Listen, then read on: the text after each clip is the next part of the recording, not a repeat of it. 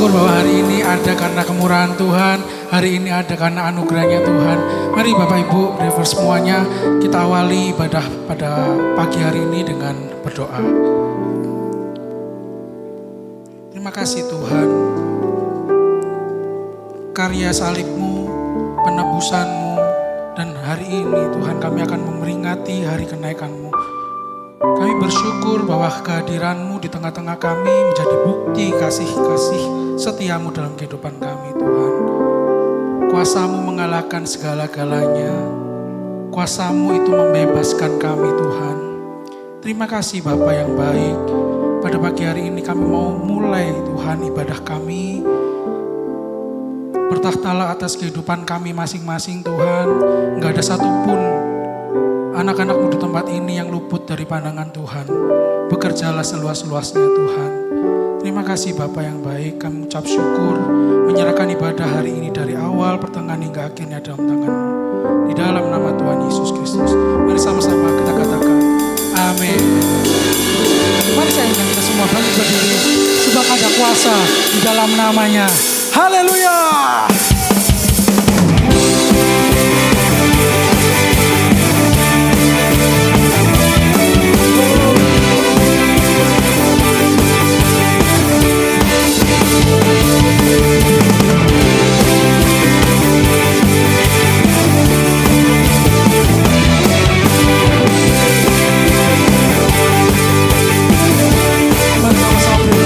Namanya Tuhanku, menara yang teguh, kota benteng perlindunganku,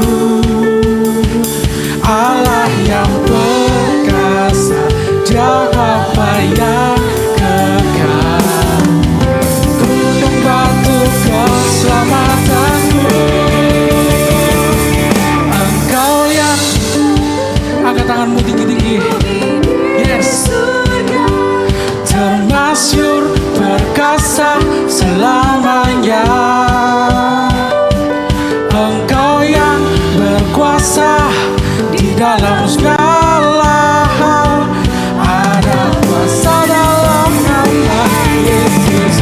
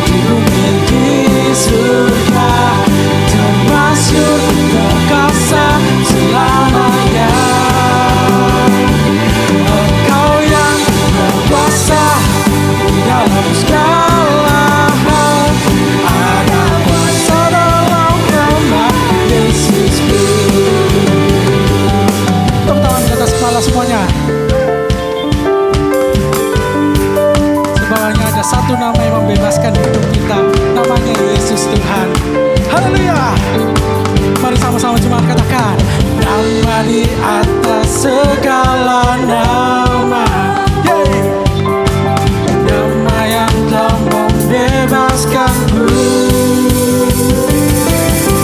Segala kuasa tunduk pada nama itu. Yesus Tuhan segala. Di atas segala nama, nama yang telah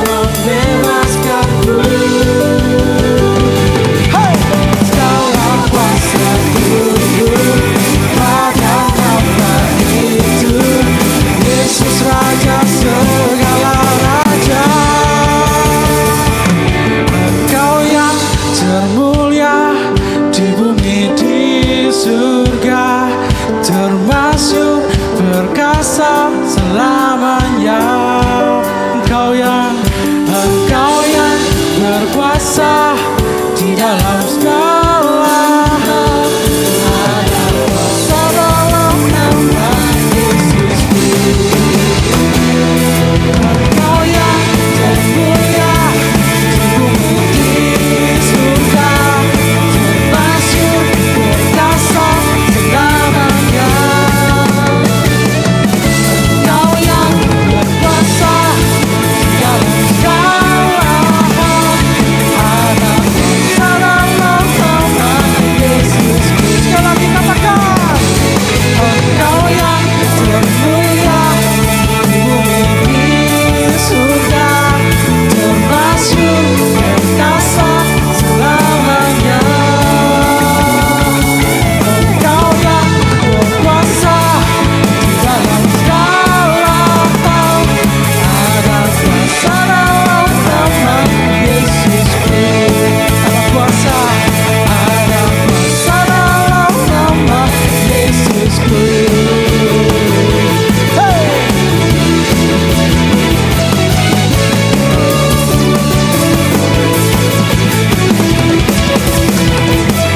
Sorak-sorak yang dahsyat buat Tuhan kita. Haleluya. Hey! Woo!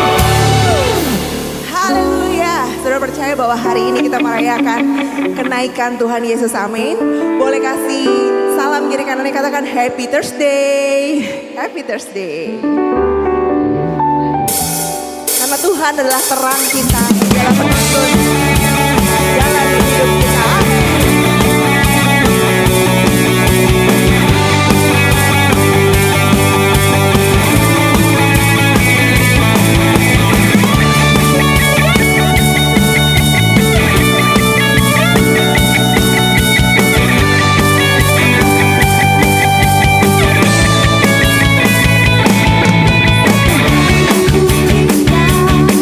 Diri yang ku ingin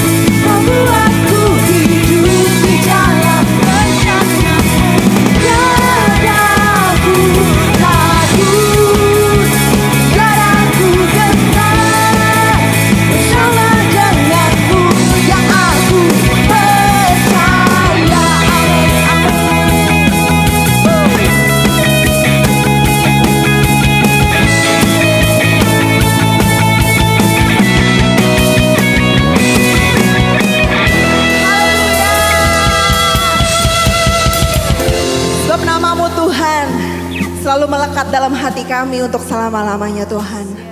Terima kasih Tuhan Yesus. Mari kita naikkan pujian bagi Tuhan lagi. Yuk. Mau berdiri tangan bagi nama Tuhan kita yang mati, bangkit dan naik ke surga. Amin. Jauh lebih indah dari emas yang mulia, namamu berharga bagi hidupku. Jauh lebih kuat dari semua yang ku tahu, namamu melekat dalam jiwaku. Katakan namamu selalu ada di tempat pertama. Amin. Di hatiku selalu jadi yang utama. Di hidupku dimanapun ku berada, tak akan berubah. Namamu selalu berada di tempat pertama.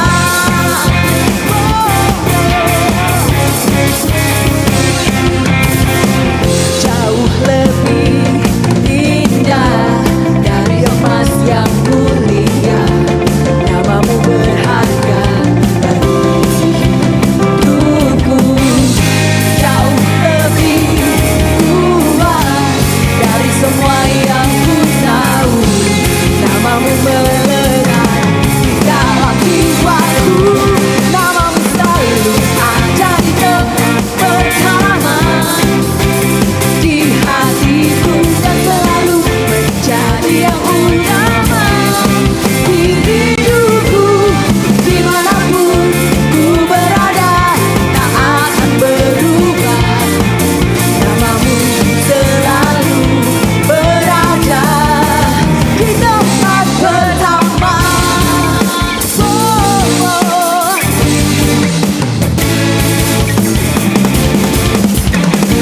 Dan namamu selalu ada di tempat pertama setiap kami Tuhan.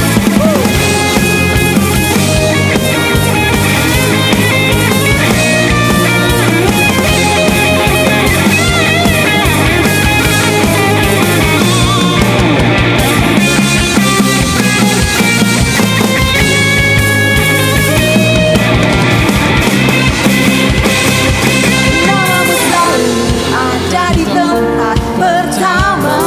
Di mana? Di hatiku dan selalu menjadi yang utama. Di hidupku dimanapun ku berada, tak akan berubah. Namamu selalu berada di tempat pertama. Namamu selalu ada di tempat pertama. Di hatiku dan selalu menjadi yang utama. Di hidupku dimanapun ku berada, tak akan berubah. Namamu selalu berada. Namamu selalu ada di tempat pertama. Amin. Di hatiku dan selalu menjadi yang utama. Di hidupku dimanapun ku berada, tak akan berubah. Namamu selalu berada di tempat pertama.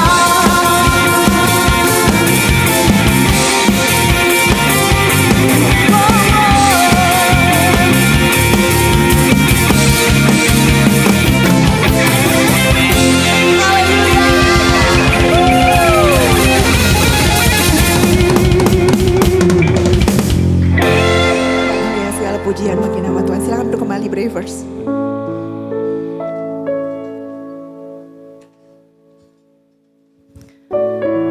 Biarlah setiap kita boleh menyadari bahwa hidup kita ini penuh dengan anugerah Tuhan. Ketika Yesus mati, Dia bangkit buat kita, menebus dosa kita. Dan Dia naik ke surga untuk selalu menyertai setiap langkah kita sampai kapanpun. Mari Karena kita mau lebih lagi di dalam Tuhan. Terima kasih Tuhan, buat kasih-Mu. Terima kasih buat penyertaan-Mu Tuhan.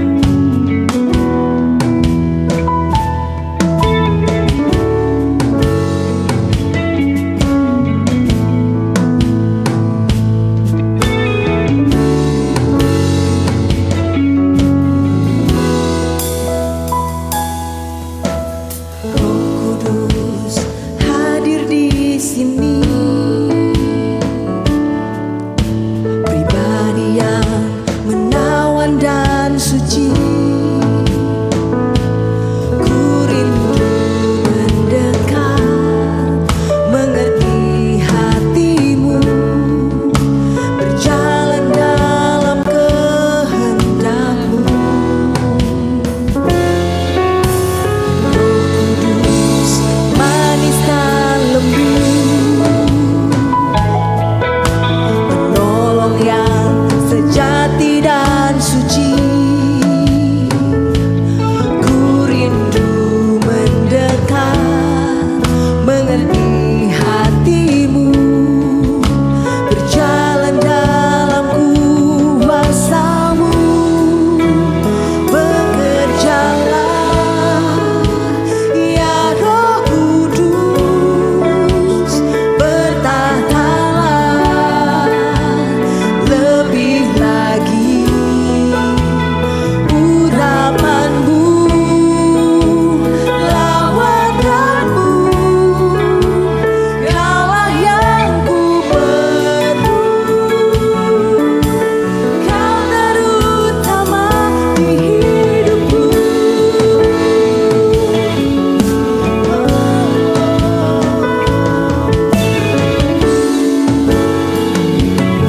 Mari sama-sama kita bangkit berdiri di hadapan Tuhan kembali. Kita naikkan pujian ini, katakan, Roh Kudus hadir di sini, pribadi yang menawan dan suci. Ku rindu mendekat, mengerti hati-Mu, berjalan dalam kehendak-Mu. Roh Kudus, manis dan lembut, penolong yang sejati dan suci. Ku rindu mendekat, mengerti hati-Mu, berjalan dalam kuasa-Mu. Bekerjalah ya Roh Kudus, bertahtalah lebih lagi. Urapan-Mu, lawatanmu, Kaulah yang ku perlu. Kau terus bekerjalah ya Roh Kudus, bertahtalah. Sebab Engkau yang bertahta Tuhan. Urapan-Mu, lawatanmu, Kaulah yang ku perlu. Kau terutama di hidupku.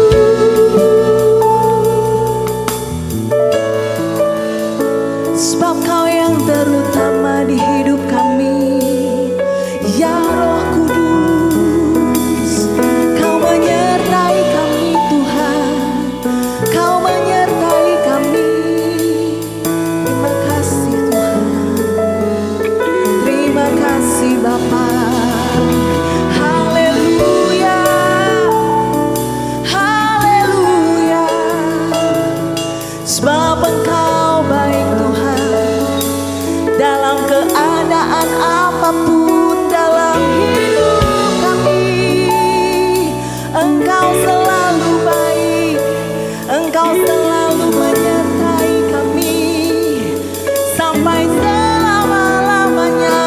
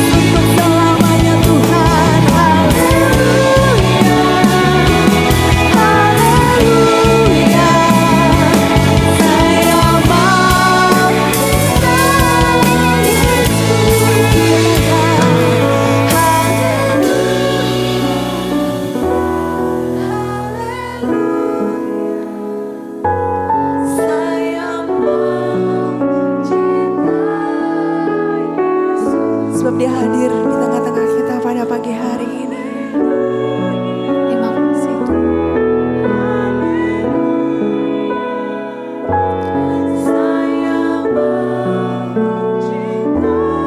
Dengan segenap hatimu, katakan haleluya.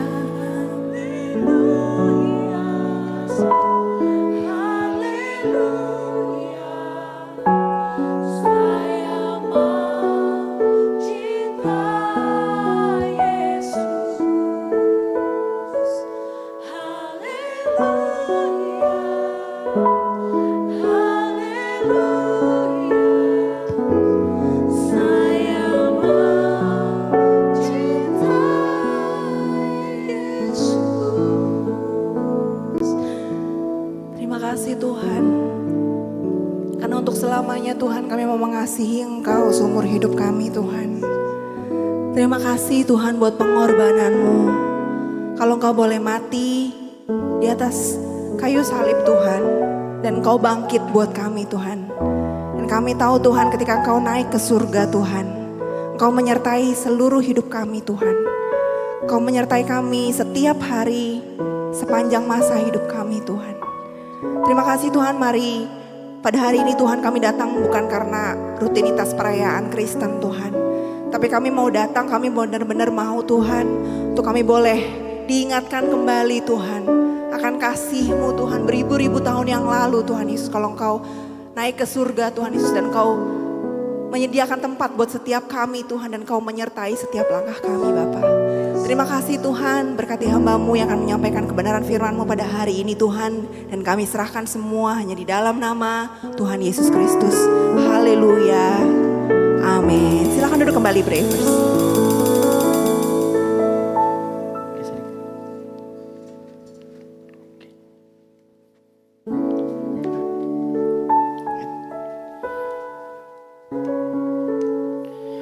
Oke, selamat pagi semuanya. Sorry settingnya agak lama karena kan ya namanya juga mirip Neymar ya. Gue juga atlet ya. Shalom saudara semua, bisa kasih salam kiri kanan depan belakang, bilang Tuhan Yesus baik ya. Tuhan Yesus baik, yes.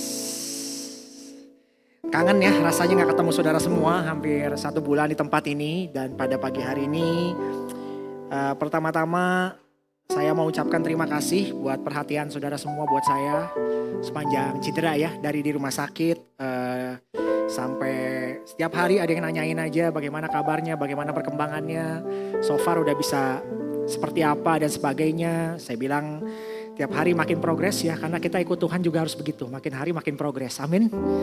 Ya teman-teman semuanya, dan hari ini senang bisa kembali ke sini ketemu teman-teman semua. Dan saya masuk di minggu kenaikan Yesus dan nanti di minggu ketiga. 1 bulan ini kita belajar tema tentang done healing start living ya. Dan saya berdoa tema kita di bulan ini bisa jadi berkat buat kita semua. Dan buat itu teman-teman semuanya yang siap dengar firman Tuhan katakan amin. Oke, saya mulai dengan satu pertanyaan aja. Ya sambil duduk juga gak apa-apa nih, biar santai-santai dikit ya. Saya mulai dengan satu pertanyaan aja. Teman-teman pernah bengong gak? Hah? Pernah bengong gak?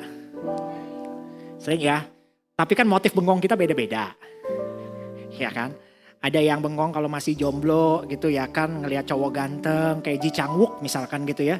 Begitu yang ganteng kayak Ji Chang-wook lewat, kita bengongnya sampai mulutnya mungkin sampai gitu ya kan. Sama kalau yang cewek-cewek, cowok-cowok, cowok-cowok ngeliat Ji Chang-wook, cewek-cewek ngeliat Ji Chang-wook ya. Cowok-cowok ngeliat Ji Chang-wook beda lagi dong urusannya ya kan. Kalau ya walaupun ada ya cowok lihat Ji Chang-wook seperti itu mungkin ya. Tapi kalau yang wanita yang pria mungkin melihat wanita yang cantik juga bengong. Aduh, Tuhan butakan matanya, sentuh hatinya Tuhan.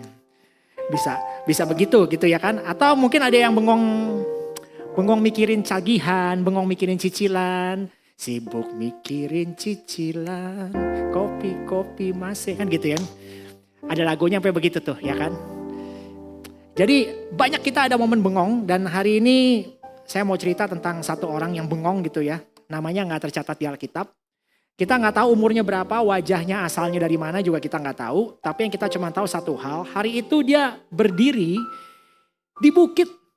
Mulutnya sambil nganga menatap langit gitu. Ya, Mulutnya nganga menatap langit, dia berdiri di bukit. Dan ayatnya ada di sini, Kisah Para Rasul 1 ayat 10 bunyinya begini. Ketika mereka sedang menatap langit waktu ia naik itu. Nah kata naik di sini kata menatap di sini bahasa Yunaninya ateniso ya. Ini bukan sekedar ngelirik sebentar lalu dia jalan, bukan. Menatap di sini matanya tuh terpaku gitu. Gak bisa bergerak, otaknya mungkin lagi proses kira-kira what's happening here gitu. Apa yang terjadi di sini gitu. Dan gak dicatat dia berdiri berapa lama di sana. Yang kita tahu dia ada di sana sampai tiba-tiba 2 malaikat turun dari langit ya. Dan basically bilang begini sama dia. Mau sampai kapan bengong? Mau sampai kapan bengong? Sebelum lebih jauh saya mau tanya lagi sama saudara. Saudara pernah gak ngerasain apa yang dia rasain? Bukan literal bengong lihat langit ya. Tapi perasaan kayak saudara berdiri di satu titik. Gak tahu harus kemana, gak tahu apa lagi yang harus dikerjain selanjutnya. Hidup biasa-biasa aja, gak sedang hancur, gak sedang naik juga. Tapi kayak saudara ada di tengah, di antara sesuatu yang udah selesai tapi ada sesuatu yang baru mau dimulai gitu. Atau ada sesuatu di mana saudara galau, maju, mundur, kiri, kanan, apa gimana nih gitu. Dan itu yang mungkin dirasakan oleh murid-murid Yesus dan orang-orang yang ada di Bukit Zaitun itu. Saudara bayangin deh, dia 3 tahun ya bersama dengan Yesus pelayanan bersama dengan mereka 3 tahun. Tiba-tiba Yesus disalib, drama banget gitu ya kan. Lalu selesai salib, Yesus bangkit gitu. Dan sekarang baru aja dia bangkit 40 hari kemudian. Dia naik, pergi, menghilang di balik awan. Dan sekarang pasti mereka yang ada di situ muncul dong satu pertanyaan. Oke, terus apa? Terus ngapain kita? Nah di bulan Mei ini dan Healing Start Living, kita udah belajar minggu pertama orang yang 38 tahun di tepi kolam. Yang kolamnya bukan lagi jadi harapan, bahkan jadi statusnya dia. Bahkan jadi jebakan buat dia. Minggu kedua kita belajar Naomi yang ganti namanya jadi Mara. Yang hidupnya jadi pahit karena dia bangun identitasnya atas apa yang hilang. 2 minggu kemarin kita ngomongin masalahnya, hari ini kita mau ngomongin jawabannya. Dan ini bukan tips, bukan strategi, bukan 3 langkah praktis gitu, ya kan? Bukan. Jawabannya adalah di peristiwa ini yang terjadi 2000 tahun yang lalu di sebuah bukit di luar kota Yerusalem yang sampai hari ini kalau kita nggak ingat ulang, banyak orang Kristen saya rasa lupa apa yang pernah terjadi. Jadi hari ini kita mau belajar tentang itu. Kita mau lihat tentang kenaikan Yesus. Murid-muridnya di sono bengong lihat Yesus naik. Yesus naik kan bukan naik pesawat. Bukan Superman juga, dia naik terbang bukan Superman. Dan ini bukan film dan ini juga bukan gombalan ya. Yang laki-laki kan suka gombalan ya, suka ketemu cewek. Kalau kamu suka superhero siapa? Kalau yang cewek ditanya suka superhero, yang cewek mungkin jawab, aku sukanya Wonder Woman. Kalau kamu sukanya apa? Kamu tebak coba. Batman ya? Enggak. Superman ya? Enggak. Aku gak mau jadi Batman, aku gak mau jadi Superman. Aku maunya jadi Your Man. Jangan diambil ya. Dan orang-orang ini nganga mulutnya ya, kembali ke sini aja. Dan di Kisah Para Rasul 1 ayat 10-11, malaikat itu turun dan bilang sama mereka begini. Hai orang-orang Galilea, mengapa kamu sendiri melihat ke langit? Ngapain bengong? Kata malaikat gitu loh. Dia udah pergi dan ada yang harus kita lakukan. Dan untuk mengerjakan apa yang kita perlu lakukan, dia harus pergi. Jadi itu sebabnya judul kita pada hari ini adalah jauh di mata, ada di hati. Jauh di mata, ada di hati. Dan kalau kita mau belajar benar-benar, saya berdoa kalau kita bisa belajar ini benar-benar.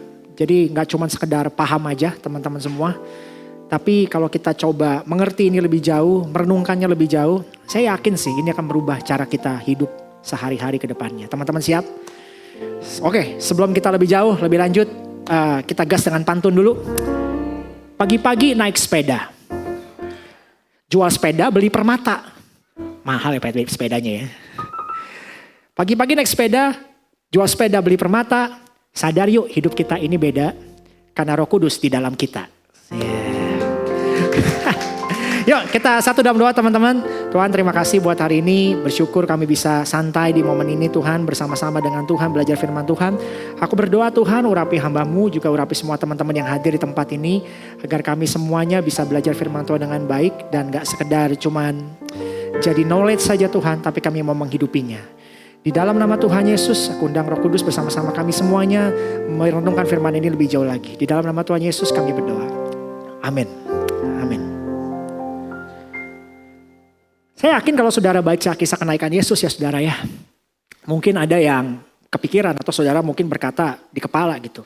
Pertanyaan seperti ini. Next. Kenapa Yesus harus naik? Kenapa nggak stay aja? Kenapa Yesus harus naik? Harus naik. Mungkin pertanyaannya kayaknya polos. Mungkin lucu gitu ya. Kenapa kalau Yesus stay kan gampang ya. Kita nggak perlu apologetika. Kayaknya nggak ada orang-orang yang berusaha membela iman Kristennya. Kalau lu mau lihat Yesus gampang. Tuhan itu ada nggak sih? Ada. Gue cek di Facebook sama Insta dia besok nongkrong di Menteng tuh. Ngopi dia. Lu kesono aja ketemu dia deh. Cuman jadwalnya padat. Yang ketemu dia banyak. Selasa jam 3 lah coba gue booking dulu ya. Maklum ordal. Mungkin bisa gitu. Seasik itu mungkin. Ya kan? Lebih praktis kan? Gak perlu iman. Gak perlu pergumulan. Tinggal Sherlock ketemu sama Tuhan. Tapi Yesus justru gak berpikir seperti itu teman-teman semuanya. Yesus sendiri bilang di ayat berikut ini. Yohanes 16 ayat 7. Kalau kita baca bersama-sama, bunyinya seperti begini kan. Namun benar yang kukatakan ini kepadamu adalah apa? Lebih berguna bagi kamu jika aku pergi. Jadi Yesus sendiri yang bilang, kalau saudara mungkin baca pertama kali kaget gitu ya. Atau saudara yang mungkin belum terlalu Kristen banget gitu ya. Setelah saudara pelajari Alkitab kok ngomong begitu? Lebih berguna bagi kamu jika aku pergi. Lebih berguna. Bukan, sorry ya pergi dulu. Ya kan? Sorry ya. Naik dulu nih. Enggak. Bukan gak ada pilihan lain. Enggak. Kalau gak ada pilihan lain kan kadang-kadang kayak kita mau makan di akhir bulan gitu ya kan. Maka di akhir bulan biasanya di tanggal tua kita pilih makanan biasanya yang ya minim. Ya. Sesuai dengan tanggal tua gitu. Ya karena gak ada pilihan. Nah ini bukan karena gak ada pilihan. Dia bilang kepergiannya yang terbaik itu yang terjadi buat kita. Kepergiannya adalah yang paling berguna, yang terbaik buat kita semua. Yaitu artinya seluruh 3 tahun Yesus secara fisik dengan kematian, kebangkitannya, dengan seluruh mujizatnya itu belum yang terbaik. Itu belum yang terbaik. Yang terbaik belum datang. Yang terbaik datang justru setelah dia pergi. Sampai sini saudara nangkap sesuatu? Yang terbaik justru datang setelah dia pergi. Kok bisa begitu? Alasannya sederhana tapi menurut saya dampaknya gede banget.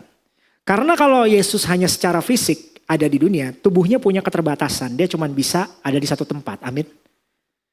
Tapi roh tidak. Roh bisa kemana saja. Roh bisa berada di mana-mana.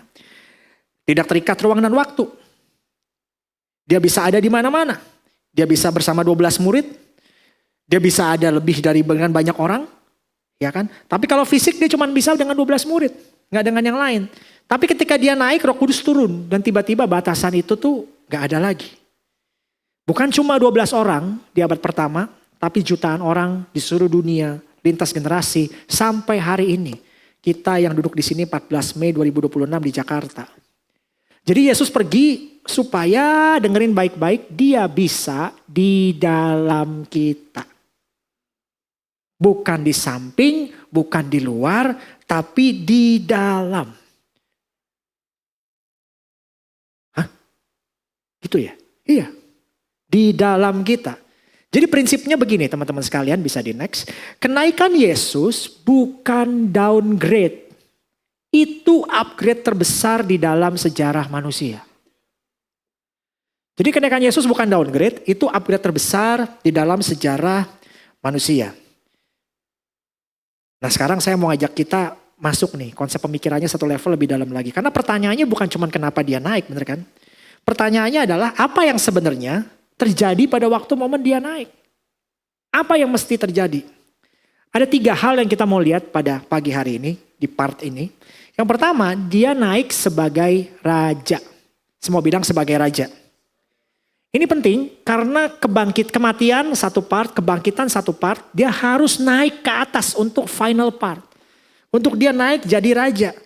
Bukan sebagai tamu yang pulang kampung, bukan sebagai orang yang misinya selesai lalu dia pensiun. Dia kembali ke tahtanya, itu berarti melegitimasi bahwa dia adalah Allah. Dan dia adalah raja. Itu pembuktian final bahwa dia bukan manusia biasa, dia naik kembali ke atas, kembali ke tahtanya jadi raja.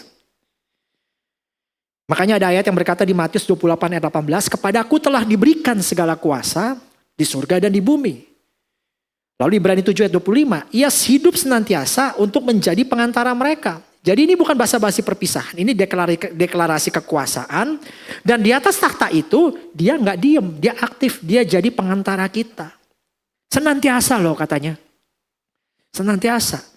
Bukan sekali, bukan dulu, bukan sekarang, aktif. Terus menerus. Saudara kebayang gak sih setiap doa yang saudara naikkan, itu ada raja yang mendengarkan. Harusnya kalau saudara ngerti itu saudara lebih rajin berdoa ya. Karena ada raja yang mendengarkan. Yang jawab bukan chatbot, bukan.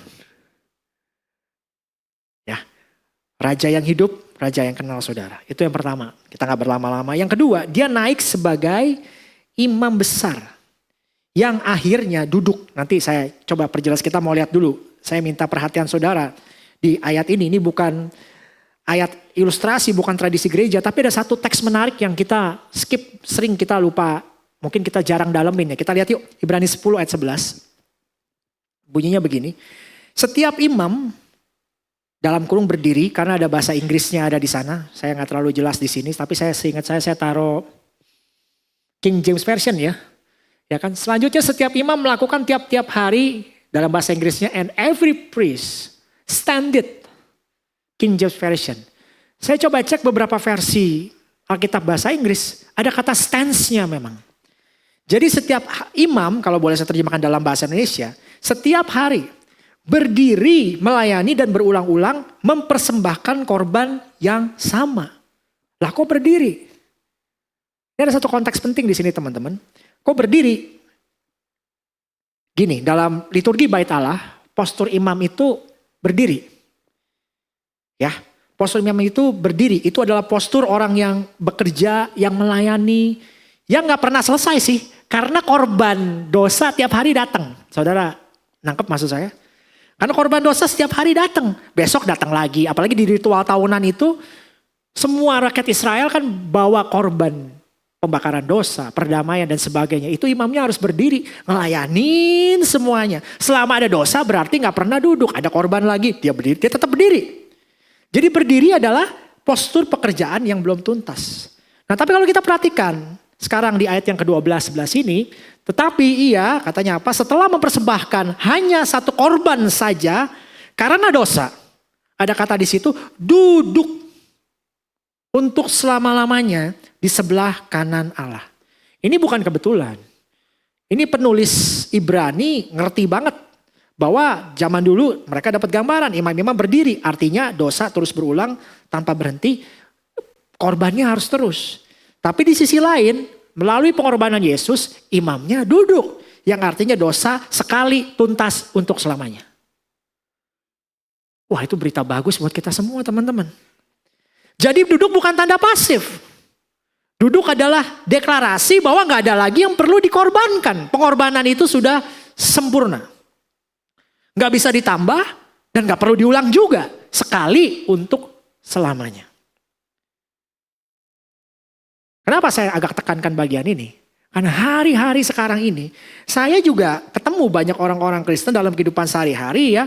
Yang bahkan dari kecil kita kena satu culture, satu napas budaya yang bunyinya begini kira-kira. Every day you must prove yourself. Setiap hari kamu harus buktikan dirimu sendiri. Di kantor harus terus perform, ya gak salah. Di media sosial harus terus perform. Kalau gak engage bingung. Kalau gak rame bingung. Di muka orang lain harus kelihatan sukses dan bahagia. Di keluarga contohnya. Setiap sinja biasanya selain yang single biasanya nunggu dapat angpau.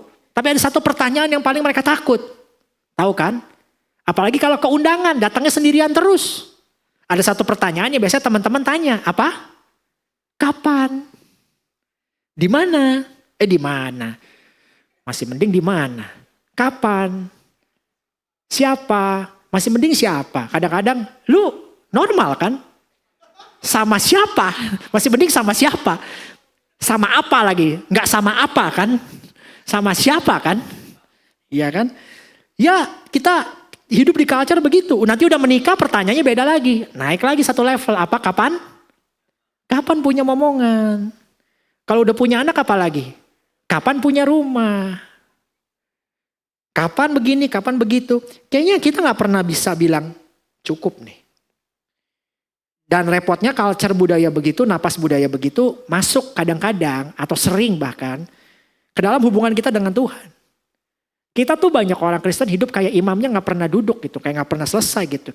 Kayaknya imamnya terus berdiri melayani, terus buktiin sama imamnya gitu. Aduh, kalau gue gak 1-2 hari ini, gue ngerasa bersalah ya. Kalau jatuh terus dalam dosa, aduh gue harus bayar harga nih. Dulu saya juga punya konsep seperti begitu. Apalagi kalau lagi ada maunya sama Tuhan.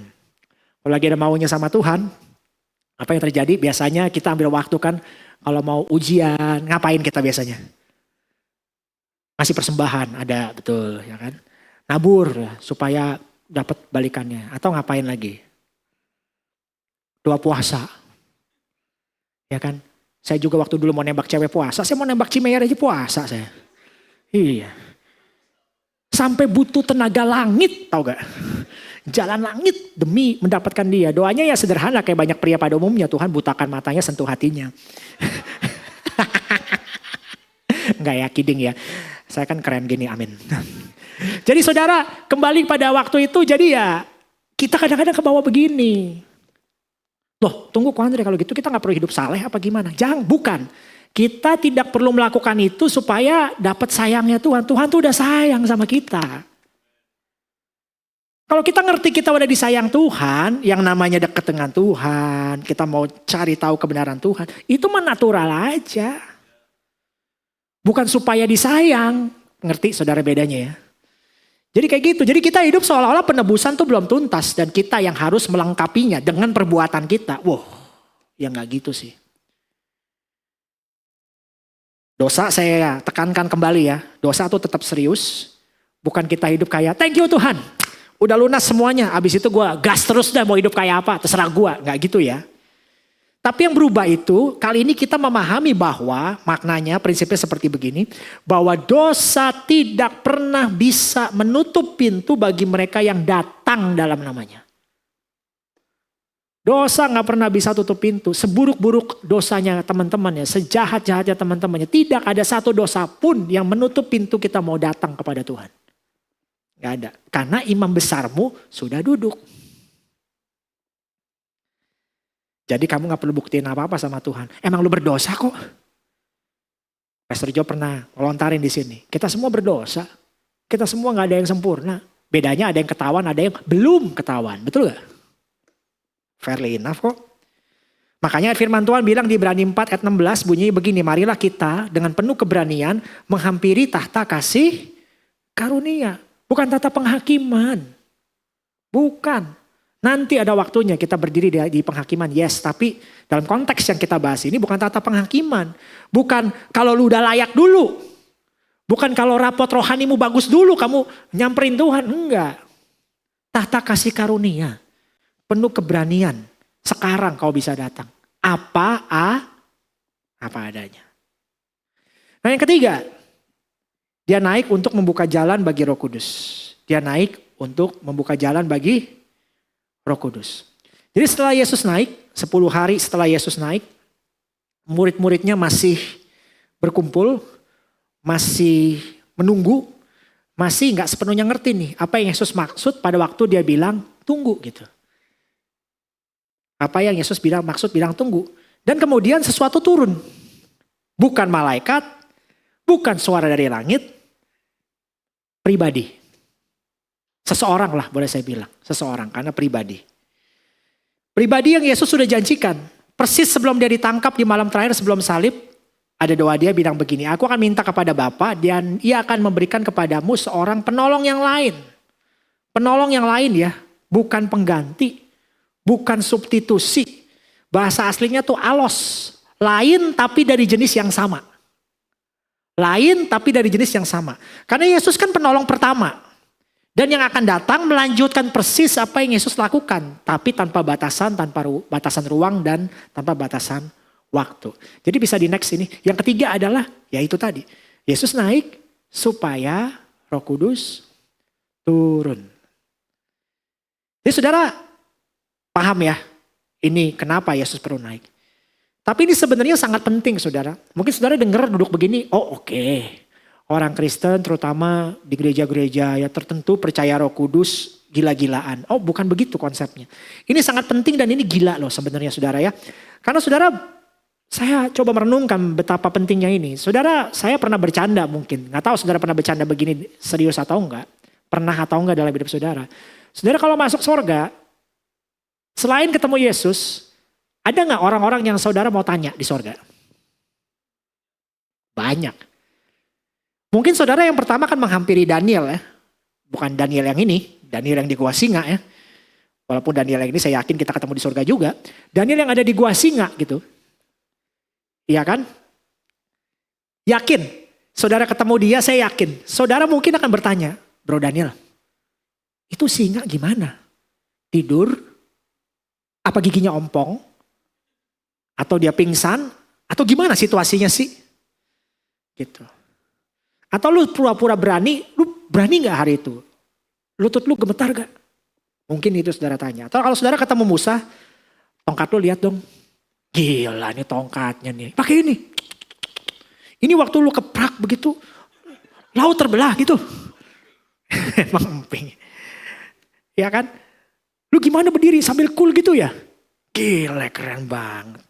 Atau mungkin saudara ketemu Daud kali, mana-mana batu yang kenapa gue lihat mana, gue mau lihat coba. Masih kerasa ya panasnya ya. Jadi tuh lu lari, mundur apa lu berdiri sih? Gitu. Tapi saudara tahu gak, mereka mungkin akan tanya balik sama saudara. Sebentar, sebelum gue jawab, mungkin Daud akan bertanya atau siapapun akan bertanya. Kamu hidup di mana? Di zaman setelah Yesus, Tuhan hidup di dalam kamu. Gimana rasanya?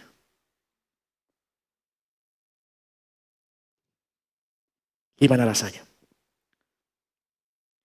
Makanya saya bilang, saya berdoa satu aja tujuan saya hari ini. Biar kita tuh sadar. Betapa pentingnya ini. Tahu gak? Ada Tuhan yang hidup itu. Di dalam kita. Daniel gak punya itu. Musa gak punya itu. Daud gak punya itu. Elia gak punya itu. Mereka mengalami Tuhan yang bersama mereka. Tapi Tuhannya yang di luar. Dari jauh. Sesekali muncul. Luar biasa memang mujizatnya. Tapi kita, firman Tuhan bilang Roh Allah itu tinggal di dalam kamu. Selamanya. Angkat tangan kanannya, tepuk dadanya bilang sadar. Jadi pertanyaannya bukan apa Roh Kudus ada, bukan. Pertanyaannya bukan apa Roh Kudus ada, pertanyaannya adalah yang berikut ini. Siapa sebenarnya dia yang tinggal di dalam kita? Ya kan? Itu pertanyaannya. Siapa sebenarnya dia yang tinggal di dalam kita? Saudara, kalau kita ngomongin Roh Kudus, faktanya dia adalah pribadi yang paling sering hadir di hidup kita, tapi paling jarang diperhatikan. Kalau bahasa anak sekarang, dianya mah mau sayang, tapi lu PHP terus. Gitu. Dia bukan orang baru, bukan tamu. Dia bahkan udah lebih lama dari kita semua. Kalau dalam konteks kita sehari-hari, biasanya kalau kita berdoa yang kita panggil apa? Bapa. Kita sering sebut lah. Yesus sering kita sebut. Baik waktu di gereja atau waktu kita kena lubang di jalan. Jesus. Sering kita sebut. Ya kan? Ya kan? Ada kejadian-kejadian gimana kita Jesus gitu. Tapi Roh Kudus.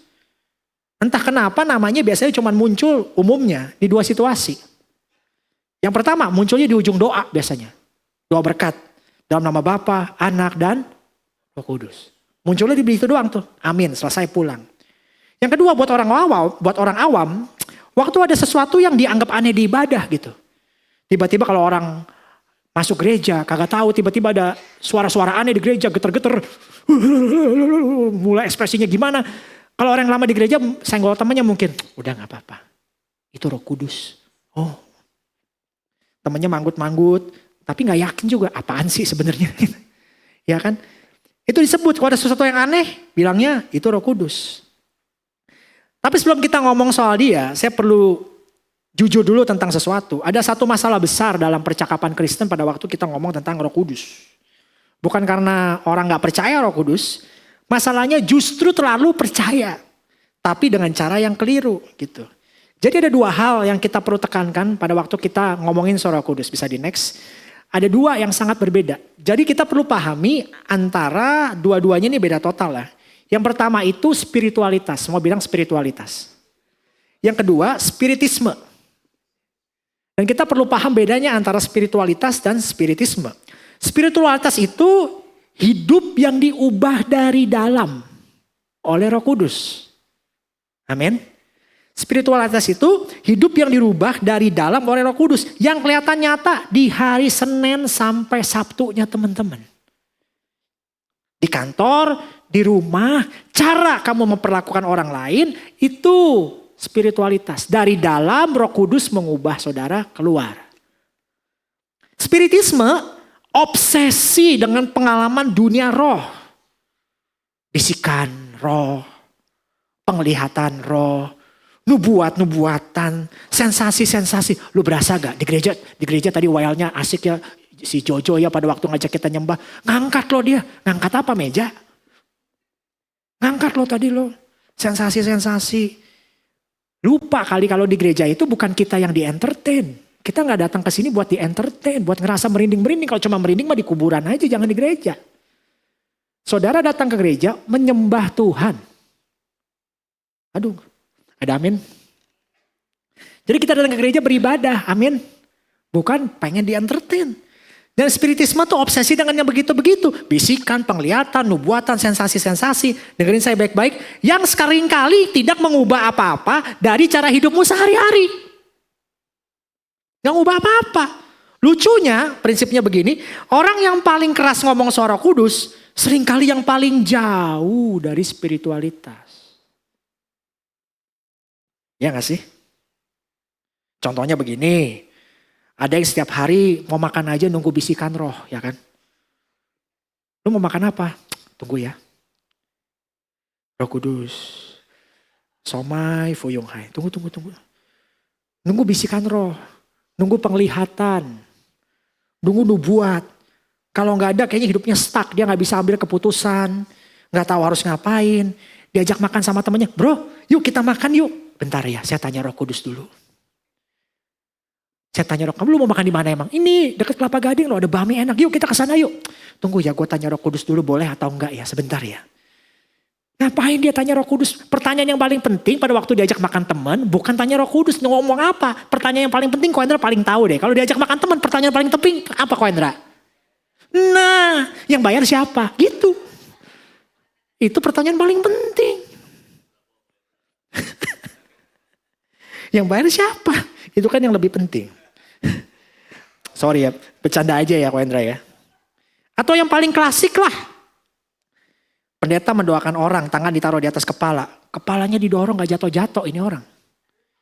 Pendetanya tambah keras, terima. Didorong-dorong. Masih gak jatuh juga, akhirnya sengkat. Suruh sengkat dari belakang sampai jatuh. Dan pada waktu orang itu gak jatuh juga.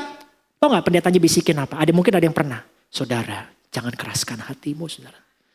Jangan keraskan hati. Padahal dalam hati orang itu tahu. Kalau memang Roh Kudus yang jamah saya. Kenapa perlu didorong-dorong? Kenapa perlu disengkat-sengkat? Kenapa perlu dijegal-jegal gitu? Dan kalau saudara pikir saya lebay. Saya mau cerita tentang sesuatu yang nyata ini. Terdokumentasi, bukan fiksi. Ini tercatat di Amerika. Di Tennessee, Amerika Serikat. Ada gereja-gereja kecil yang mempraktekkan sesuatu berdasarkan Markus 16 ayat 18. Markus 16 ayat 18 itu artinya Orang-orang yang disertai Tuhan, dia dipatok ular tidak mati, minum racun tidak mati. Seperti itu. Jadi mereka bawa ular berbisa ke dalam ibadah. Dipegang, diedarkan, dielus sebagai bukti iman yang kuat bahwa Roh Kudus melindungi mereka. 2013 ditangkap pihak-pihak ini. 2013 pihak berwenang masuk ke satu gereja karena mereka mengamankan 53 ular berbisa. Rattlesnake, copperhead, cottonmouth katanya. Semuanya disita. Dan yang paling menyedihkan bukan ularnya soalnya. Jadi ada seorang pendeta Pentakosta di Kentucky yang mempraktikkan ritual ini. Sudah digigit ular berbisa berkali-kali. Namanya Jamie Coates. Meninggal digigit ular. Meninggal di patok ular itu. Tahun 2014. Anaknya, sedihnya sadly to say, nerusin tradisi ini. Namanya Cody Coates. Di tahun 2014 masih terjadi. Dan menurut tulisan dari The Sun, media berita Inggris, kira-kira bunyinya begini ya, saya terjemahkan langsung aja dalam bahasa Indonesia. Selama ibadah, para penyembah tumpang tangan pada yang sakit, menyanyi, memuji Tuhan, mendengarkan khotbah oleh Pastor Cody, yang sering kali mengambil ular dari box, dibawa satu persatu kepada orang pada waktu dia beribadah. Ketika jemaatnya mulai merasakan sensasi-sensasi mereka dapat, dilawat oleh Roh Kudus, mereka bahkan menyanyi, tepuk tangan, berbicara dalam bahasa lidah. Dan puncaknya di dalam ibadah itu adalah ketika mereka tergerak oleh Roh Kudus, lalu diundang untuk ke depan, untuk tangannya dibakar api, minum racun, dan bahkan pegang ular sementara mereka bernyanyi dan menyembah Tuhan. Boleh juga Pastor Joe, kita besok-besok bawa ke sini, tapi Pastor Joe aja ya. Bawa ular. Berita yang saya baca 2018, anaknya ini Cody Coates saya baca, masih hidup puji Tuhan, terakhir dia sampai kepatok ular berdarah-berdarah. Tahun 2018 dari yang saya baca, dia mulai merubah konsepnya sih. Tentang pelayanan dia gitu. Saudara, makanya saya bilang kedengarannya saya bercanda, tapi ini gak bercanda. Ada orang-orang di luar sana yang spiritisme, bukan spiritualitas. Sekarang ngomong ke kiri kanannya. Ya, jangan gitu bilang. Jangan gitu ya.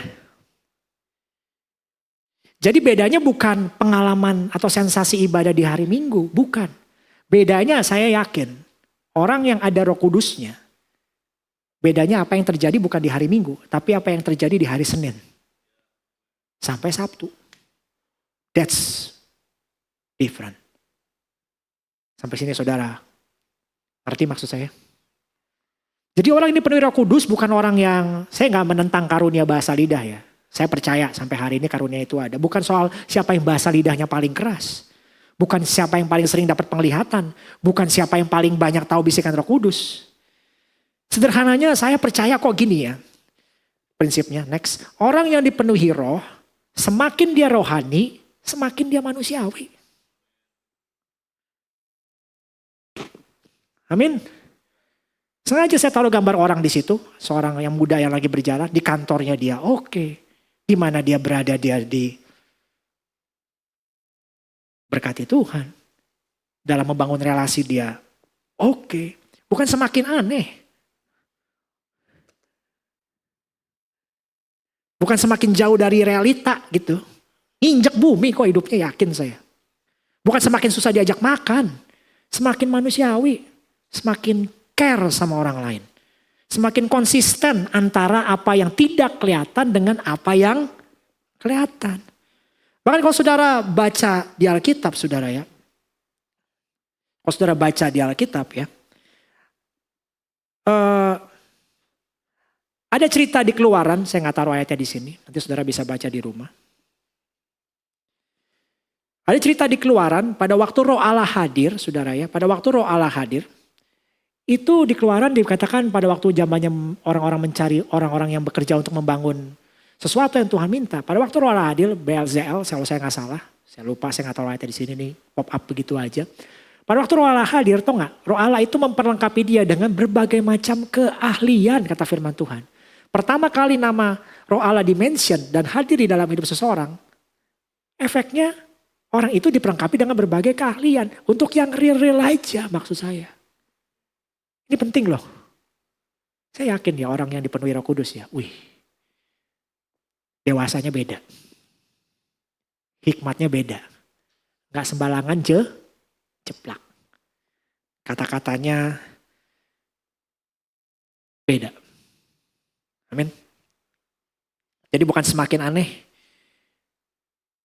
Bukan semakin penuh sensasi gitu.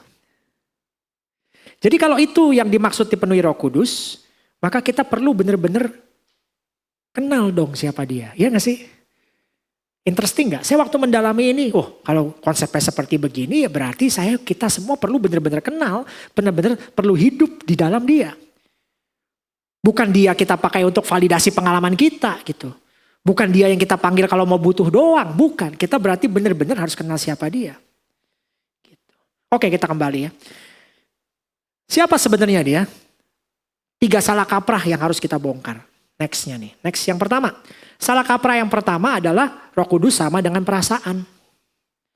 Roh Kudus hadir, lagunya datar. Wah, ini Roh Kudus gak hadir nih. Kayak Roh Kudusnya lagi liburan nih. Biasa kalau Roh Kudus datang kita nyanyi aja udah. Roh Kudus bukan perasaan, dia pribadi yang tinggal di dalam kita. Bahkan ketika kamu tidak merasakan apa-apa, dia ada. Bahkan ketika lagunya tidak enak, dia ada.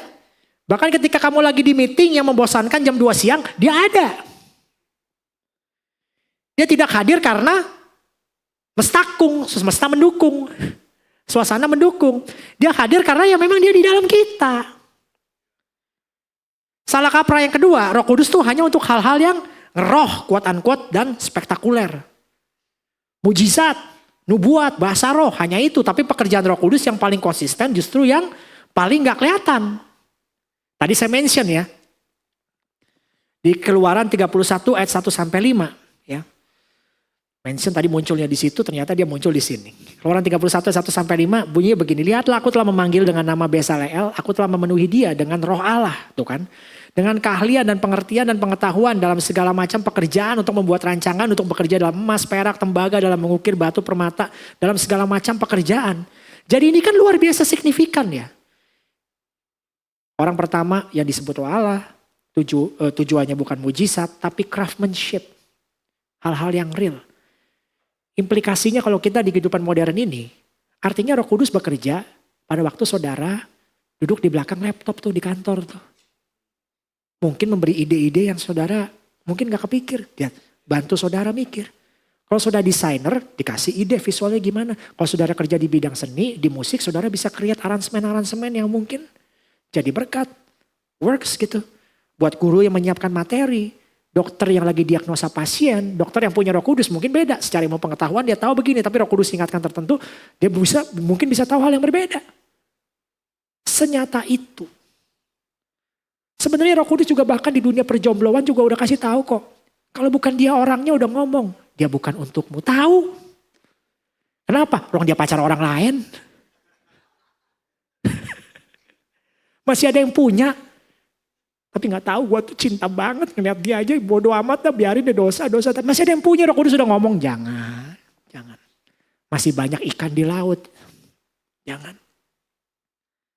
Jadi Roh Kudus saudara bukan hanya untuk momen ibadah. Tapi setiap hari, semua bilang setiap hari. Dia bekerja tuh.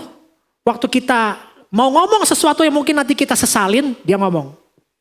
Jangan keluarin dari mulut lu ya, itu ya, tahan. Dia ngomong tuh biasanya tuh. Waktu kamu lagi di persimpangan, mau berbuat jahat, berbuat dosa, stop. Biasanya dia ngomong. Jangan deh, jangan. Please, stop. Gitu. Atau setelah saudara habis jatuh ke dalam dosa, merasa sendirian, dia berbisik sama saudara, ayo bangun yuk.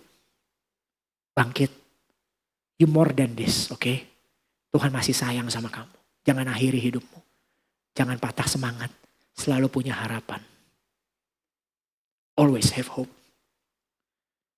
Waktu sendirian di meja operasi, saudara, di meja operasi gak sendirian. Sebelum operasi, saya ditinggal sendirian di satu ruangan suruh tunggu, setengah jam ada.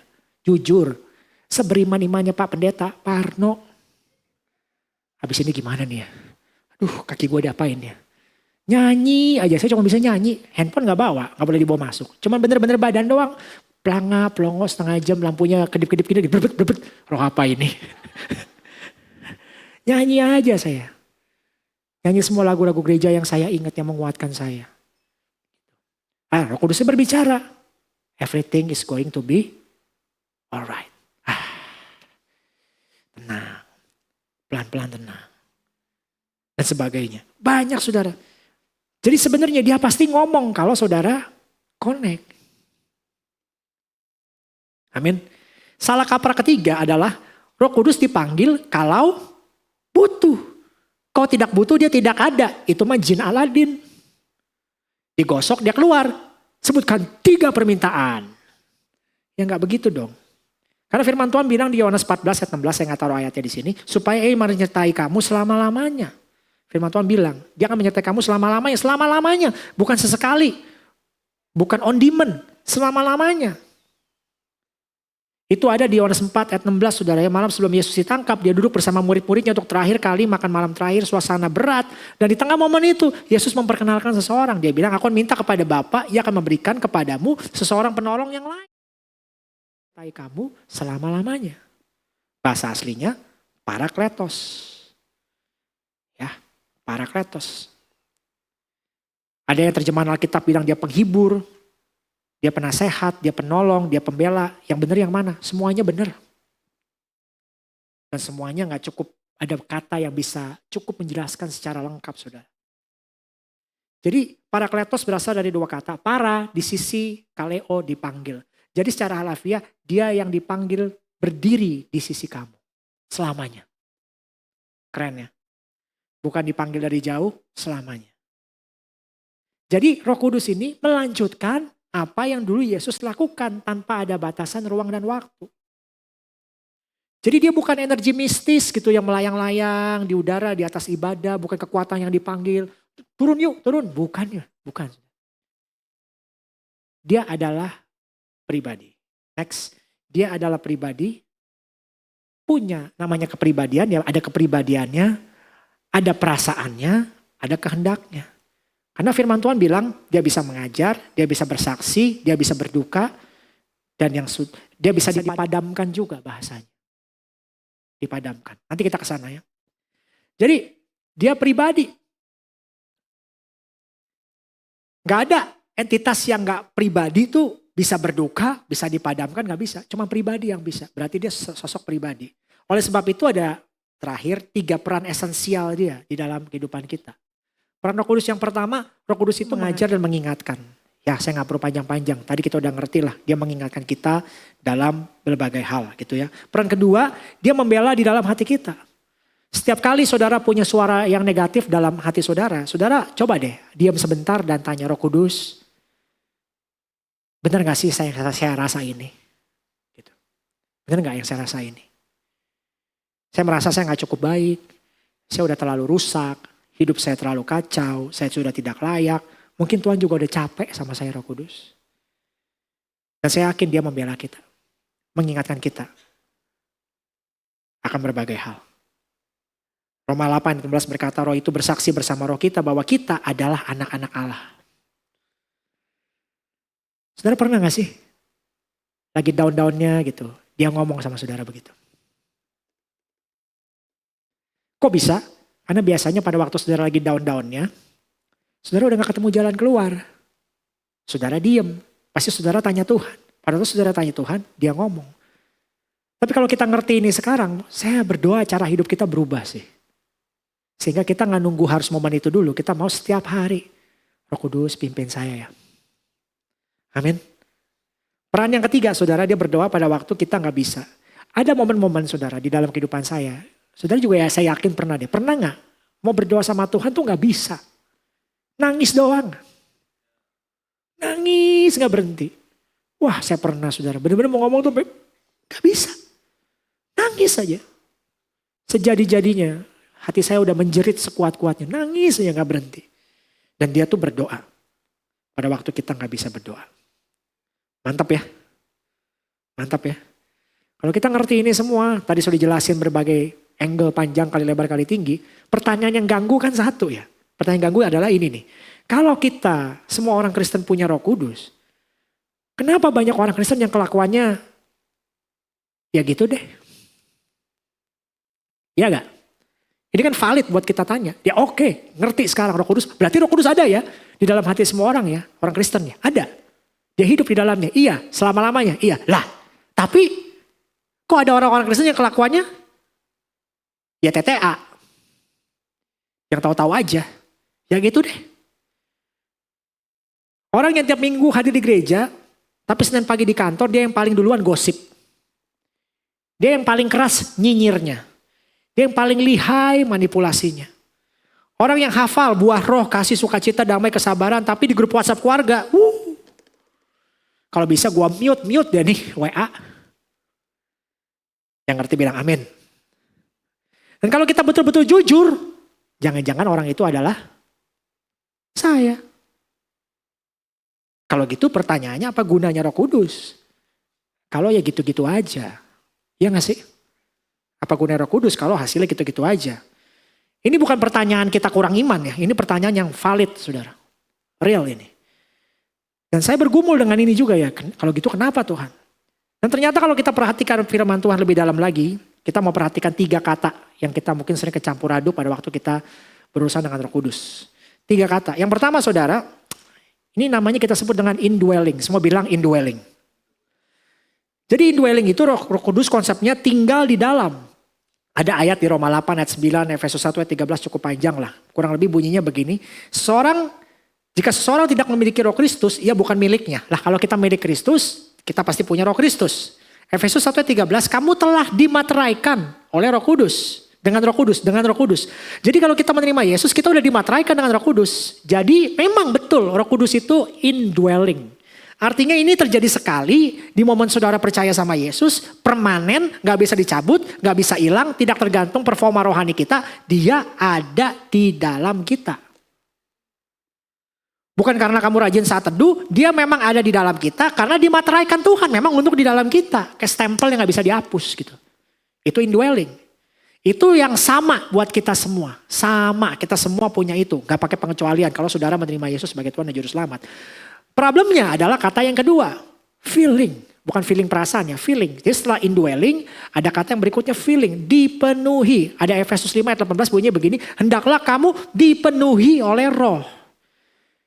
Jadi dalam bahasa Yunani aslinya kata ini berbentuk present continuous. Dipenuhi itu present continuous artinya terjadi sekarang dan berkesinambungan. Belum selesai. Yang artinya terus dipenuhi setiap hari, terus menerus dipenuhi. Nah ini bedanya. Jadi ada orang yang indwelling, Roh Kudusnya memang ada di dalam, tapi sehari-harinya hidupnya tidak memberi diri untuk dipenuhi oleh Roh Kudus. Ada yang membuka diri, ada yang hanya buka dirinya waktu retret. Setahun sekali. Ada yang hampir gak pernah buka diri.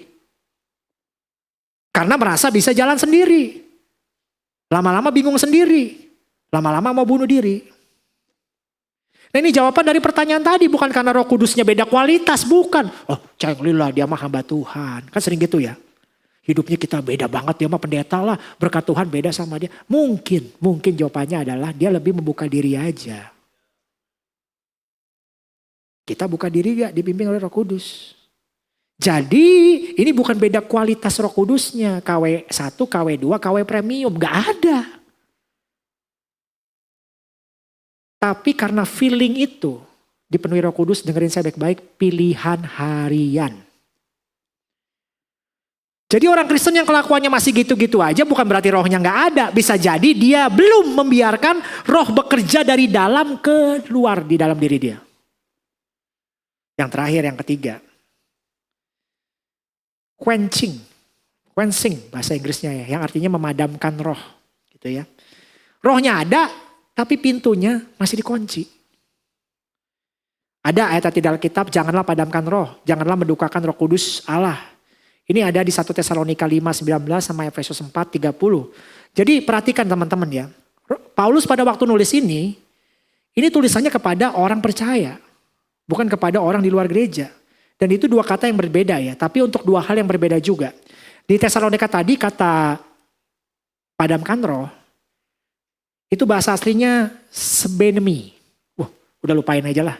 Itu cuman supaya saudara tahu bahasa aslinya ya. Intinya kayak orang mademin api, matiin lampu. Sementara di Efesus kata jangan mendukakan roh, bahasa aslinya lipeo. Atau menyebabkan duka cita, membuat sedih.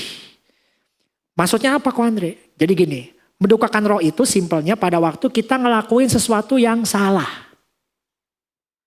Berbohong, nyimpen kepahitan, gosip, emosi yang gak terkendalikan. Kita aktif melakukan sesuatu yang berlawanan dengan karakter roh. Itu mendukakan roh. Tapi memadamkan roh itu pada waktu Roh Kudus ngomong, lu cuekin. Tangkap gak sekarang? Pada waktu kita memadamkan roh, itu pada waktu kita tidak respon dengan dorongannya. Waktu dia bilang, udah deh, ngomong sama suami lu yang salah kali.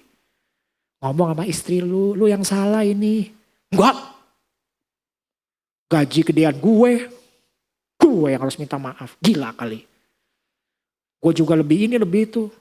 Ya, kamu diam. Dia bilang pergi temu si ini. Kamu tunda.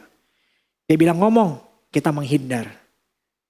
Jadi inilah mendukakan dan memadamkan roh. Supaya saudara paham sampai sini, saudara ngerti. Nah yang kayak gitu lama-lama, apinya lama-lama makin mengecil.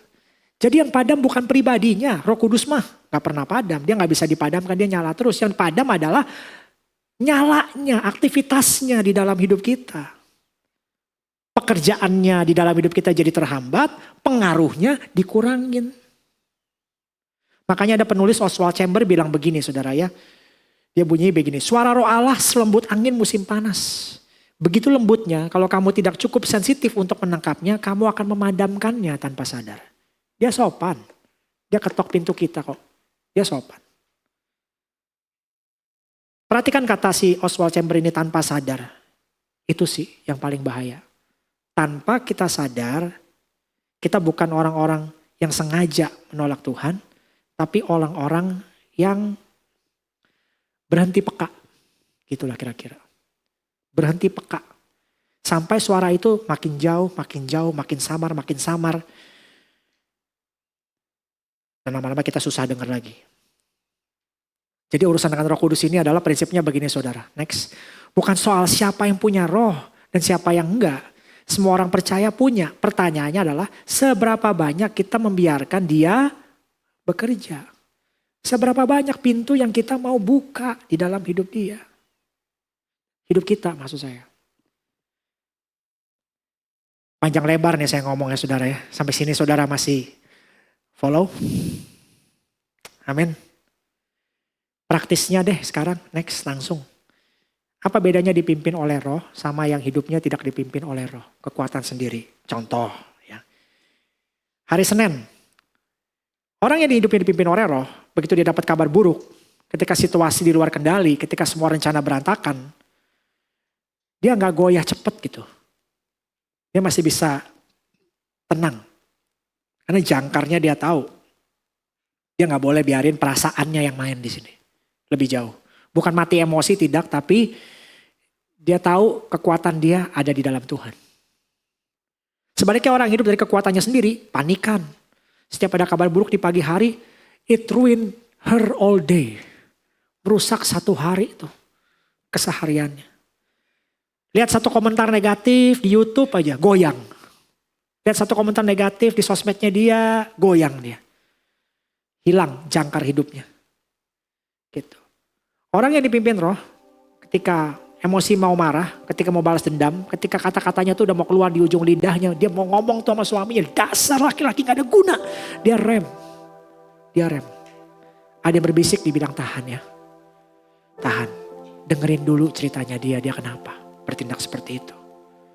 Bukan karena gak punya emosi, tapi ada sesuatu yang lebih kuat dari emosinya yang cengkrem dia. Yang ngomong sama dia. Sebaliknya orang yang hidup dari kekuatannya sendiri, ya dia berjuang sendirian. Melawan karakternya dengan willpower.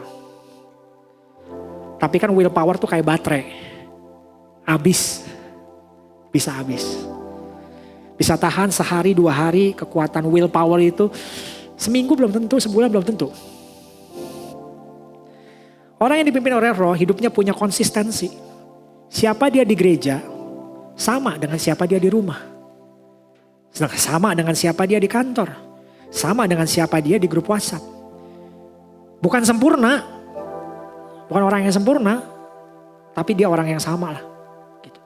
Orang yang hidup dari kekuatannya sendiri, hidupnya terfragmen. Versi Minggu beda, versi Senin beda, versi Selasa beda, versi lain-lain beda. Karena gak ada satu sumber yang menyatukan semua area di hidupnya gitu. Orang yang pimpin roh ketika jatuh, ketika gagal, ketika dosa yang sama berulang lagi, dia tahu kemana dia harus balik. Karena ada orang-orang ya yang pernah kecewa dengan hidupnya. Kalau gak ada Roh Kudus, tau gak? Dia buang lo hidupnya lo. Gue lagi kecewa, gue lagi pusing, gue pelarian kemana? Ya saudara sebutkan lah, name it.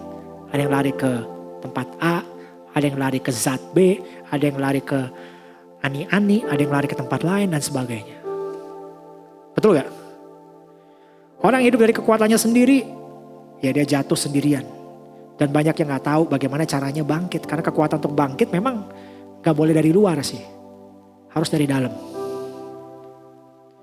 Jadi saudara prinsipnya seperti ini. Hidup dipimpin Roh Kudus bukan soal siapa yang lebih rohani. Itu soal siapa yang lebih bersedia membuka diri. Saya berdoa kita semua mau buka diri pada hari ini. Amin. Kita kembali ke cerita orang bengong di Bukit Zaitun tadi. Yang menatap langit mulutnya nganga-nganga gitu saudara ya. Mungkin dia masih di situ. Awannya masih di sana. Yesusnya udah gak kelihatan. 2 malaikat baru datang. Dan kasih tahu apa yang harus dikerjakan. Dia mungkin menurunkan kepalanya, dia tatap tanah. Dan mungkin dalam hati dia tanya sesuatu yang sangat manusiawi gitu. Tapi gue gak tahu caranya nih. Gak siap. Aku takut. Dan 10 hari kemudian Roh Kudus turun. Dan merubah segalanya. Petrus begitu Roh Kudus turun. Dari penakut bisa jadi orang yang paling berani. 3.000 orang ikut Yesus gara-gara khotbah dia. Bukan karena Petrus punya semua jawaban. Bukan karena hidup Petrus sempurna. Bukan karena dia gak takut lagi. Tapi sekarang ada sesuatu yang baru yang tinggal di dalam dia. Sesuatu yang lebih gede gitu dari dirinya sendiri. Sesuatu yang gak pergi dari hidup dia. Dan di momen itu. Petrus dan semua orang yang terima Roh Kudus itu beneran living. That's when you start living. Makanya Yohanes 10 ayat 10 firman Tuhan bilang apa? Pencuri datang membunuh untuk mencuri, membunuh dan membinasakan. Aku datang supaya kamu memiliki hidup. Saya percaya saudara. Saya meyakini. Kalau mau hidup saudara berubah, hidup saya berubah. Izinkan Roh Kudus pimpin. Udah. Gak ada jalan lain.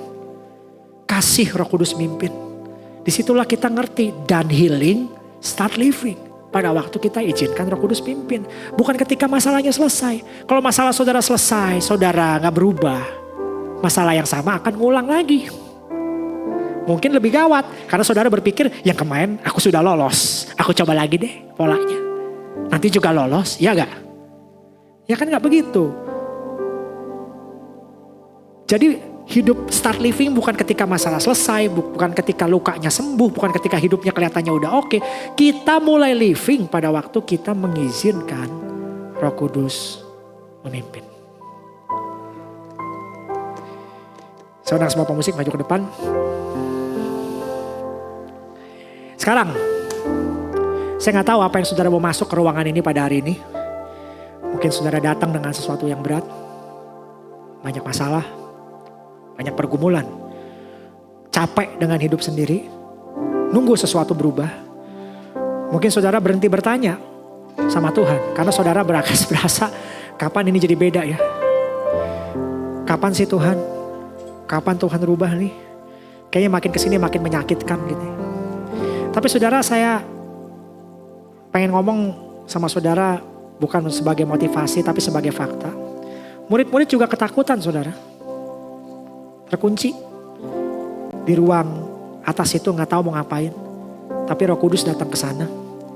Bukan setelah mereka siap, bukan setelah mereka berani, enggak, mereka bahkan nggak berani. Roh Kudusnya datang duluan, dan kemudian mereka berani. Maksud saya, saudara, prinsipnya adalah seperti begini: kondisimu itu bukan halangan, untuk Roh Kudus bekerja. Kondisimu adalah justru tempat di mana Dia paling ingin bekerja. Amin.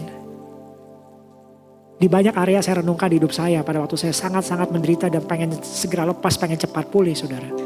Itu adalah tempat Roh Kudus paling pengen bekerja. Amin. Saya kasih analogi saudara ya. Saudara bayangin deh. Rumah kita tuh tersambung PLN. Listriknya mengalir. Udah masuk ke rumah. Udah tersedia penuh. Tapi ada ruangan-ruangan yang saklarnya saudara matiin gitu. Ruang tamu oke lah nyala. Terang. Roh Kudus boleh di sini. Kamar tidur matiin lah private. Dapur ya nyala lah boleh lah. Ruang kerja matiin lah. Ini urusan saya sendiri. Gue yang paling tahu. Listriknya ada, dayanya cukup untuk menerangi seluruh ruangan, tapi kita yang milih mana yang boleh, mana yang gak boleh, lampunya nyala gitu. Kan kita kekristenan kadang-kadang kayak begitu setiap hari. Roh Kudusnya ada, kita yang milih. Ini kan sama kayak begini saudara, kalau ini adalah seluruh hidup kita nih, satu tas ini bukan sponsor saudara ya.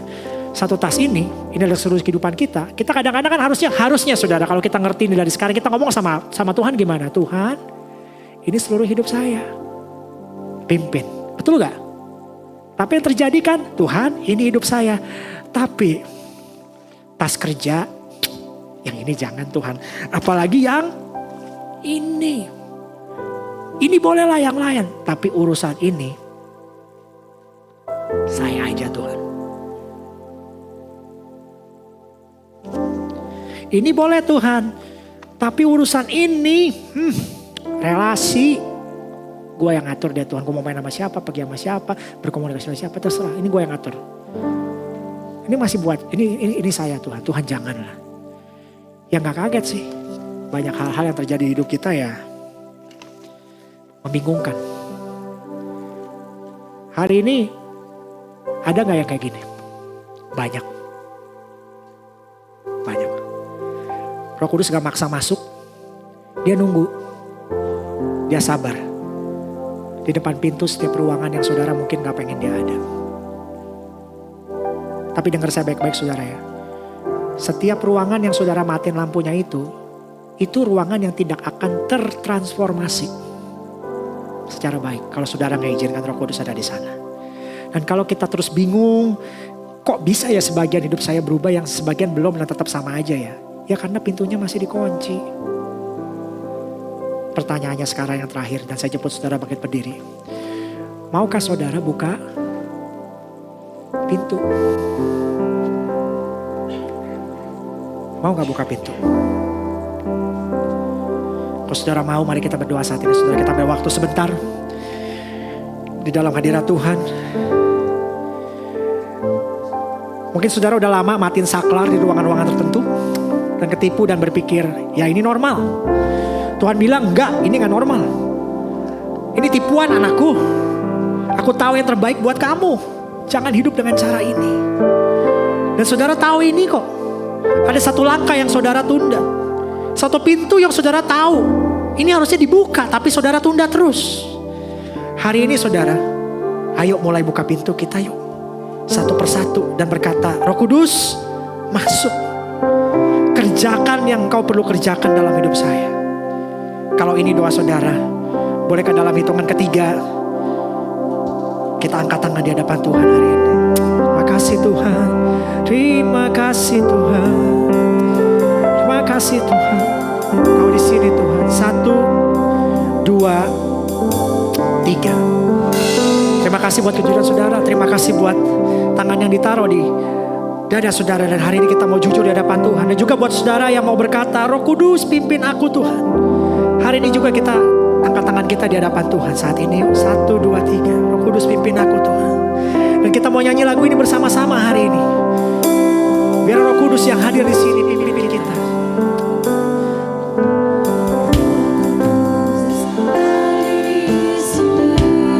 Yes, dia di sini sudah. Pribadi ya. Menawan dan suci. Amin. Ku rindu mendekat.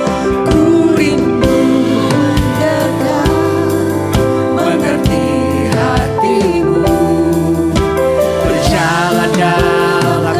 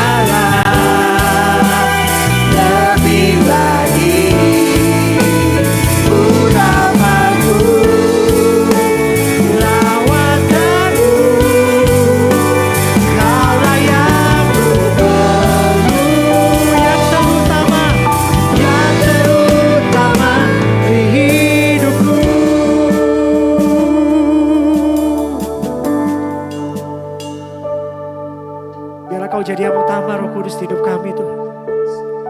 Pimpin hidup kami Tuhan.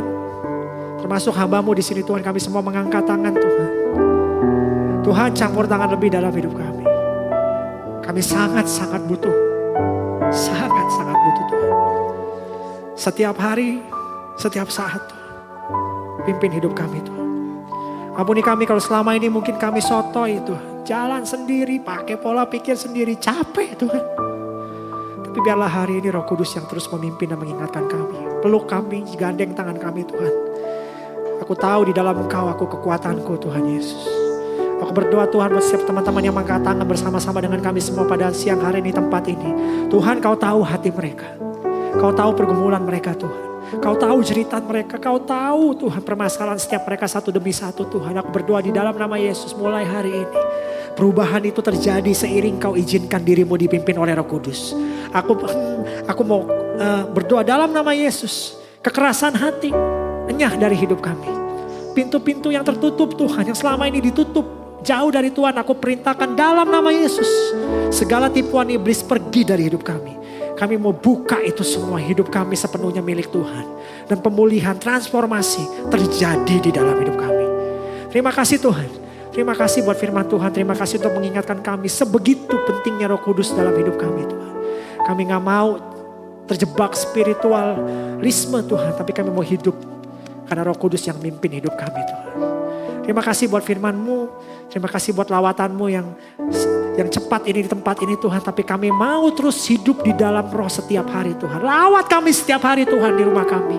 Lawat kami setiap hari di kantor kami Tuhan. Lawat kami setiap hari dimanapun kami berada Tuhan. Sehingga ketenangan, hikmat yang datang dari Tuhan itu nyata di hidup kami Tuhan Yesus.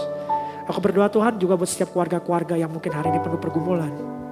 Di dalam nama Yesus. Biarlah setiap suami, setiap istri dipimpin Roh Kudus. Gak ada masalah yang terlalu besar. Gak ada permasalahan yang terlalu besar. Tuhan pulihkan semuanya. Tepat pada waktunya. Seiring diri kita dipimpin Roh Kudus. Terima kasih Tuhan. Terima kasih Roh Kudus.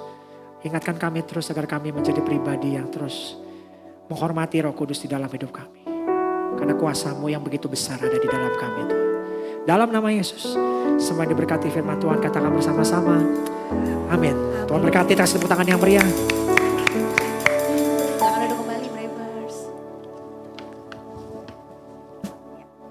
Di sini aja ya? Oh iya juga ya, di sini aja. Gak apa-apa itu. Oke, Bravers, saya ingin menyampaikan beberapa hal. Hari ini bukan hari Minggu ya, ini hari Kamis. Jadi nanti kita akan berjumpa lagi di hari Minggu. Jadi Minggu masih ada ibadah. Jadi pastikan kita hari Minggu datang kita beribadah. Dan kita juga berdoa juga buat proses pemulihan dari YouTube kita juga ya. Yang saat ini, yang sebenarnya kita hari ini gak live streaming tapi di record ya. Kita berdoa juga biar semuanya bisa berjalan dengan baik ya semuanya. Buat kemuliaan nama Tuhan. Oke, itu aja Bravers. Bagi yang ingin memberikan persembahan bisa scan barcode yang ada di kursi. Kita mau tutup ibadah kita, silakan Pastor. Ya, jadi buat teman-teman yang gak tahu, beberapa waktu yang lalu memang akun kita tepatnya diretas orang gitu ya. Dan sampai sekarang masih berlangsung proses pemulihannya. Saya berdoa yang meretas dipenuhi oleh Roh Kudus juga ya. Supaya minim-minim beraknya susah, gak gitu dong ya. Kita berkati ya, bukan kita berkati ya. Kita doakan dia semoga dia cepat sadar dan berbuat itu terus gitu. Dan berdoa terus buat Raja Wali Church teman-teman ya. Bercandanya teman-teman di Brave Team sih katanya, wah memang gereja kita keren ya. Kata sampai sebegitunya mau hack gereja kita gitu ya. Tapi anyway, saya berdoa saudara biar itu segera bisa selesai permasalahannya. Dan saya berdoa semoga kita juga tetap semangat di dalam Tuhan. Amin. Saudara diberkati hari ini, saya jemput saudara bangkit berdiri sekali lagi, kita mau tutup ibadah kita. Kita mau satu di dalam doa sekali lagi, mari kita tunduk kepala sebentar saudara. Terima kasih Tuhan Yesus, terima kasih buat momen kami yang indah bisa berada di dalam rumah Tuhan. Hamba-Mu selalu berdoa, biarlah ibadah kami menyenangkan hati Tuhan. Dan biarlah kemanapun kami berada Tuhan, hidup kami pun menyenangkan hati Tuhan. Dan biar Roh Kudus yang memimpin hidup kami kemanapun kami berada. Tuhan sebentar kami akan berpisah satu dengan yang lainnya. Kami mau menerima berkat yang datangnya dari Tuhan. Mari angkat kedua tangan saudara. Diberkatilah keluargamu. Diberkatilah pekerjaanmu. Diberkatilah usahamu. Diberkatilah pelayananmu. Diberkatilah studimu. Diberkatilah engkau kemanapun kau pergi seiring dengan kehendak Tuhan. Dan pulanglah dengan berkat yang melimpah dari Allah Bapa, kasih karunia dari anak Yesus Kristus, serta hikmat dari Roh Kudus akan menyertai hidupmu mulai hari ini. Sampai nanti kita ketemu Tuhan Yesus kedua kalinya. Di dalam nama Tuhan Yesus, semua yang diberkati katakan bersama-sama saya. Amin. Kasih tepuk tangan yang meriah buat Tuhan sekali lagi. Sampai ketemu hari Minggu. Di belakang ada snack yang bisa dinikmati sambil kita bisa ngobrol satu dengan yang lainnya. God bless you.